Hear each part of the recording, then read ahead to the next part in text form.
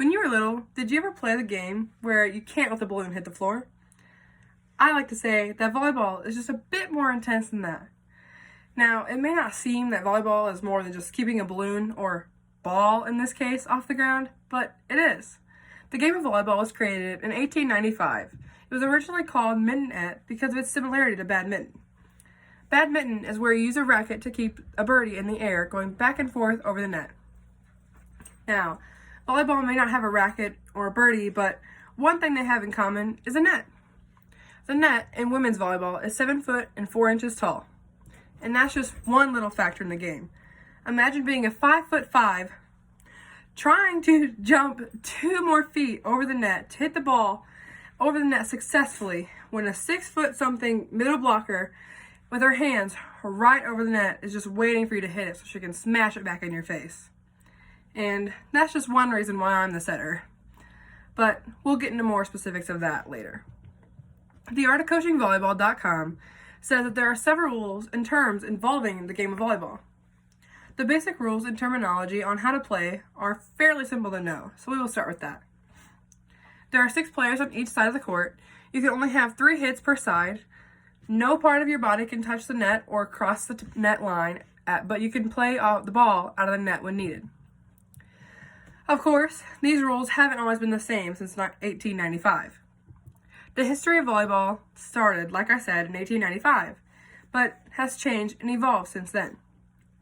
USA Volleyball says that the original rules that William G. Morgan wrote were very different from the rules now, such as the net was 6 foot and 6 inches tall, there wasn't a limit of how many players you could have, and if the ball touched the net at all, it was considered out of bounds. One of the strangest rules, in my opinion, was that they played 9 innings of the game, sort of like baseball.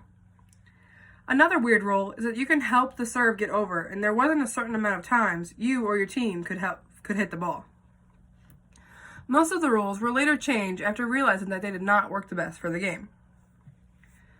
After the basic rules are known, then positions and who does what comes into play. There are several different positions, but they each have their own purpose in playing the game. VolleyballAdvisors.com states that there are 6 positions that someone can play. First one being the setter. Setters are normally the playmaker who sets up the ball to score in the most effective way. Next, we have the outside hitter, who's on the left side of the front row. This position must be able to pass, block, serve, and play defense. The right side hitter is very similar to the outside hitter, but they are positioned on the right side of the front row instead of the left. Middle blockers or middle hitters are in the center of the front row, and their main goal is to stop the other team's offense by blocking. Next is the opposite hitter, who will typically pull up and try to get the digs off of the block. They also have to be good at attacking and blocking because they have to have these skills because they're the position who normally scores the most. Lastly is a libero or defensive specialist. This spot is the best passer on the team, quickest player on their feet, and is only allowed to play back row. As we now know, volleyball has many positions that have different goals. In order for a team to work, all of these positions and skills must come together for the same purpose: having fun and playing the game of volleyball. No matter what position, team, or even type of volleyball you're playing, volleyball can be a great outlet for anyone to just have fun and play the game we all love.